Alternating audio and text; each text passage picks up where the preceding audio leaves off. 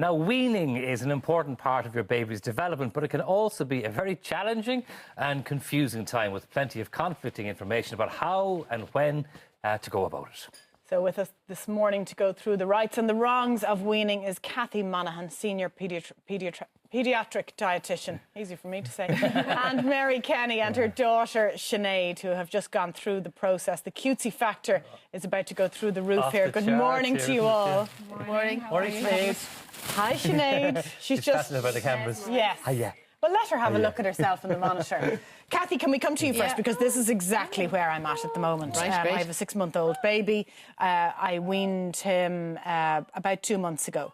And that's exactly what I want to start with. Okay. When is the right point to start? Because I felt all the cues were there with my little guy, but I was feeling his 4 months a little bit too early. And there is conflicting information out there, isn't there? There are. When I started weaning.ie, it's all about empowering parents on feeding their children and how to know, because there's so much guilt out there, it's to try and empower parents with the positives and understanding the role of nutrition and, the basics of nutrition and feeding children. So we know in Ireland that 46% of babies are on solids before 17 weeks. So the main thing is that babies aren't on solids before 17 weeks. Because we know that it puts too much pressure on the baby's kidneys and it can increase the risk of allergies, type 2 diabetes, that kind of thing. So if any parents out there are putting rice in bottles before 17 weeks, please wait. Okay. There's no rush. Babies will sleep, but maybe we feel so much pressure about, when they're going to sleep through the night. Yeah. But not before 17 weeks is the first thing. Okay. Then in Ireland, we say between 17 weeks and 6 months, okay? So we say that in Ireland. And then the WHO would say 6 months. So the WHO is taking in the whole wide world, and they say 6 months because that's taken in like babies in the third world and that kind of thing. So if you introduce solids to a baby in the third world before 6 months, they're at a higher risk of food poisoning, and that's the danger. Yeah. In Ireland, we don't have those problems. So between 17 weeks and 6 months is okay, and it's each baby develops differently. Each parent has different circumstances. If somebody's going back to work at 5 months, you don't want to start solids the very same day as you're going back to work. Yeah. So it's about figuring out what works in your house once it's not before 17 weeks. What Anna was saying there about the cues and knowing your baby's ready. I mean, I remember, it's a long time ago now, but I remember with our own, you can tell the baby's getting hungrier. I mean, the bottle isn't satisfying them or the boob isn't satisfying them, so they're not getting enough into their system, and that's obviously the biggest cue, I presume, is it? Yeah, so it's, but it's not straight away. So, you want a hungrier baby for a week or so. That you don't jump straight in and that they're What's the logic behind that? Because it could be just a growth spurt for a couple of days and it'll settle down again. Okay. So if a parent introduces solids closer to the 17 weeks, we want to move slowly enough through the weaning process. But if you feel your baby is ready closer to the 6 months, you move pretty quickly through flavours, textures, all that kind of stuff. So it's a baby having an interest in what you're eating, watching what you're eating, good, starting to put things into their mouth. Good head and neck control, sitting up in the high chair, that kind of thing. Okay. Yeah, they do become suddenly very aware of you eating. Yeah. It's like one day they don't notice it at all, and the next they're watching the food going into your mouth. There's almost a sense of guilt when you're eating in front of them that they're not getting any. They're a human being. Not every baby develops at exactly the same rate. So it's understanding your baby, your household, what works in your house, but not before 17 weeks. And Sinead and Mary Sinead is really entertaining us here. She's full a of baby, life. Obviously, who's weaned very, very well. Yeah. How was it for you? How was the process? Yeah, it was good. She's my third, so it was fantastic to find Cathy's website and to do the programme, do the course, because I'd heard about it through Quidju, and I was conscious I was going back to work, and I wanted to make sure that I was, not riddled by any more mammy guilt than you already are. And it was just fantastic. It was so practical.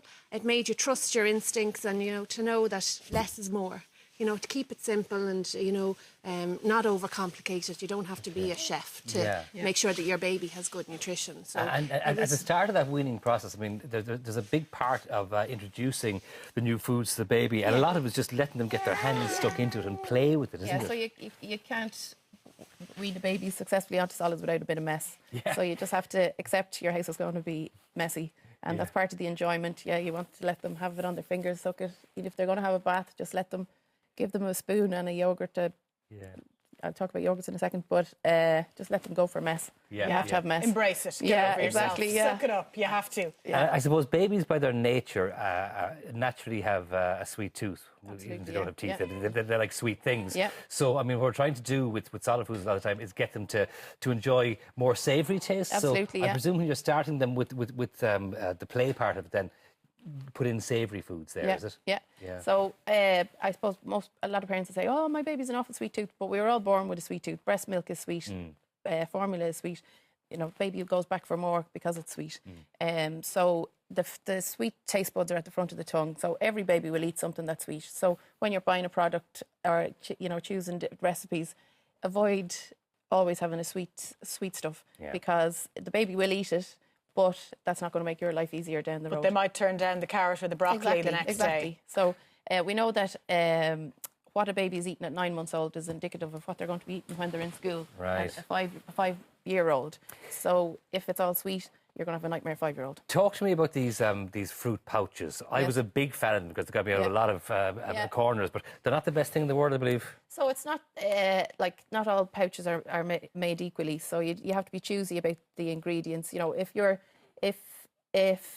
having steak, veg and potatoes for your dinner, but you're giving your baby a blueberry, raspberry pouch, they're not going to eat what you eat. Yeah. So when you're choosing a pouch, you want to keep the fruit content as low as possible and more savoury. So what a lot of the parents don't realise sometimes is when you eat an apple, you eat it for water-soluble vitamins. But when an apple is processed into a pouch, the water-soluble vitamins are destroyed and all that's left is the sugar. Okay. So when you're giving your baby a fruit pouch, there's no goodness proper nutrients in it. But if you're giving them a meat one, they're still getting protein, they're still getting so in terms of the fruit, should we be boiling it down ourselves and blending it? Or you could grate it. Okay. And then, trying to give fruit as fresh fruit at a suitable texture. Or mashing a banana, that kind of thing. Cathy, thanks a million for that. Okay. Mary, you have 2 more at home? Yes, Roisin and Rory. Hi. Roisin and Rory, you got your mention now, guys. Mum promised you would.